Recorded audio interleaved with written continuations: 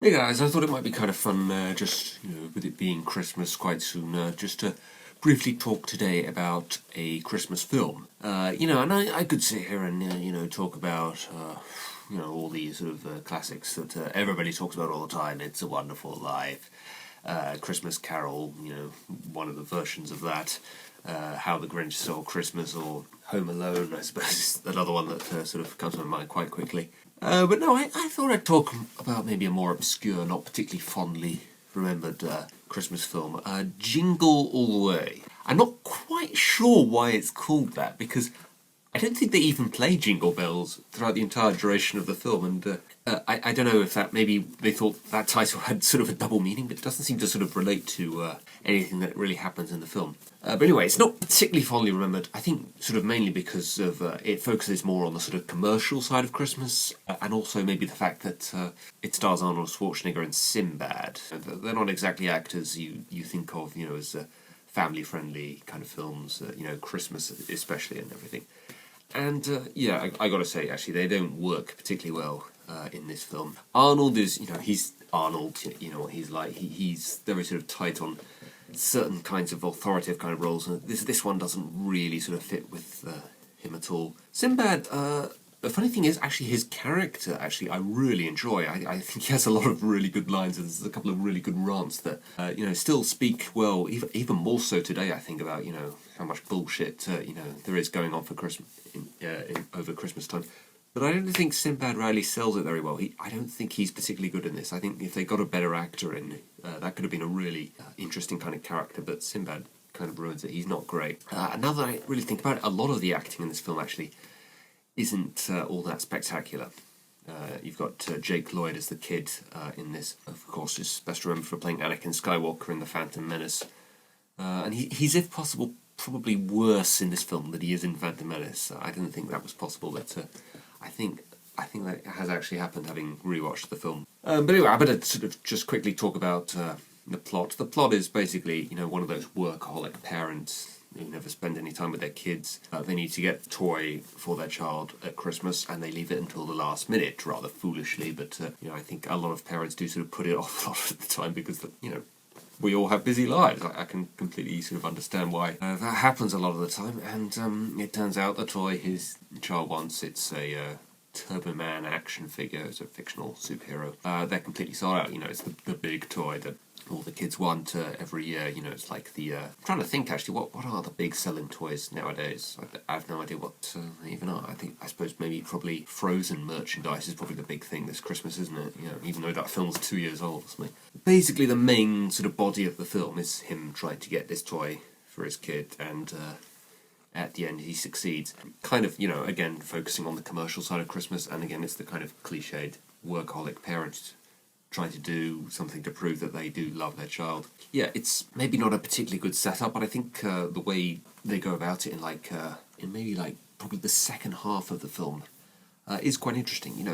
It's another one of those sort of, it's kind of like It's a Mad World, in the way that they have just sort of various different skits that he goes off on, and as soon as that, little skit is over, he then immediately moves on to some other kind of thing. It's kind of like a little bit of obstacle course type of that format, of just, here's a thing, do that thing for a bit, then immediately move on to something else. You're just kind of on a sort of journey meeting various different people, and after you finish meeting them, they don't appear again. I think Alice in Wonderland came up with that sort of format. It's that kind of format. Some of them are funny, some of them are a bit sort of cringe-worthy and a bit painful to watch, actually. I guess what they were going for him right before the sort of climax, the sort of third act for the film kicks in, they were trying to have him hit absolute rock bottom, is when he actually tries to steal another child's Turbo Man doll. Happens to be his neighbour's, who happens to be over at his house at the exact same time, played by the late Phil Hartman, actually. He's quite good in this, actually. He's probably the best actor in it. And obviously his wife is quite understandably absolutely disgusted at it. That did kind of annoy me, really, because that really is a real sort of dickish kind of thing for him to be doing. I guess the writers did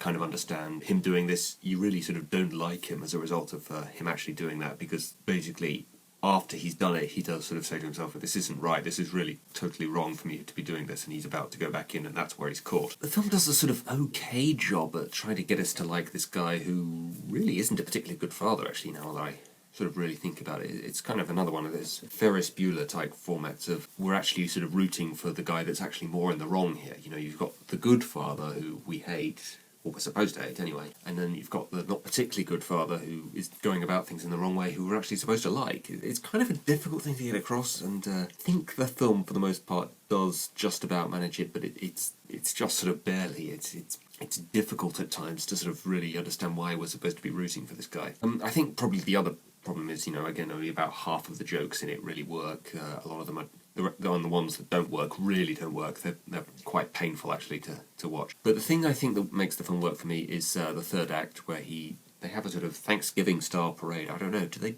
do that in New York at Christmas? Do they, right after Thanksgiving parades, which I imagine they still do, do they then also have one Christmas? I don't know, I don't live in America, so maybe they do. But he inadvertently becomes part of that, and what do you know, he becomes dressed as Turbo Man, and he has the opportunity to present a special Turbo Man doll to his son, who just happens to be right there at the front of the crowd at the particular moment when he needs to pick a winner. So, that was kind of convenient. But it is quite a comedic, creative kind of setup as well, and quite a good sort of action/comedic kind of sequence that they go into, because, his little sort of rival that he's been going along with, played by Sinbad throughout the film, he dresses up as the bad guy and tries to take the doll off him. It's all completely ridiculous, but that's kind of what I like about it. The third act, I think, really does work. It's a really kind of enjoyable kind of sequence. It's utterly ridiculous, but that's what I love about it. Everything before that, I think, is maybe really the problems with the film.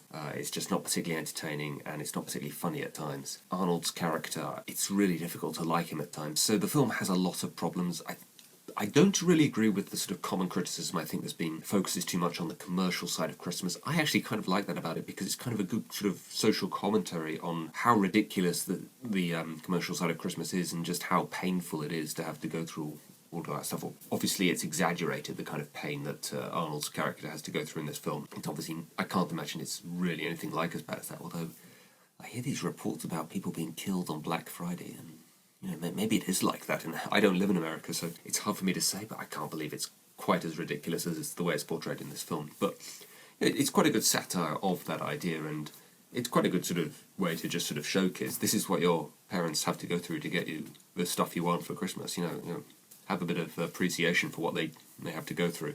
So yeah, that's kind of what I like about it. I'm not sure if it really works, but I like the idea. For the most part, I like the idea, and I like the third act, and I like maybe the ideas for some of the characters, although I would have preferred better actors playing them, more appropriate actors playing them maybe. Because really, Phil Hartman, to me, is the only real sort of decent actor playing like a major role in this film. There's also a bit of a subplot where I think he's trying to get with Arnold's wife in this. Never really goes anywhere, so I didn't really understand the point of that. I guess maybe that was kind of the writers trying to get us to dislike the Phil Hartman character like we're supposed to. Maybe, he's a good father, so why should we dislike him? Oh, he's trying to get with Arnold's wife, that's why we should dislike him. Maybe that was the idea there. But yeah, I would have preferred that they cut that out of the film, really. It doesn't really go anywhere, and it's not a particularly interesting subplot, to be honest.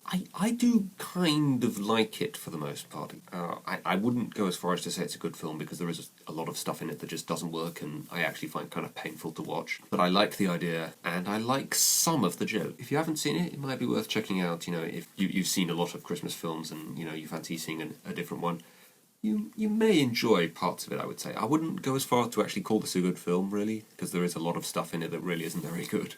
And the acting in particular is not very good. If you're sick of seeing all the same Christmas films year after year and you fancy seeing a new one, this might be one worth checking out. So yeah, Jingle All The Way, starring Arnold Schwarzenegger. I really don't understand that casting, and I really don't understand the title, but the film as a whole, it's okay. Okay, that's that, guys. See you later.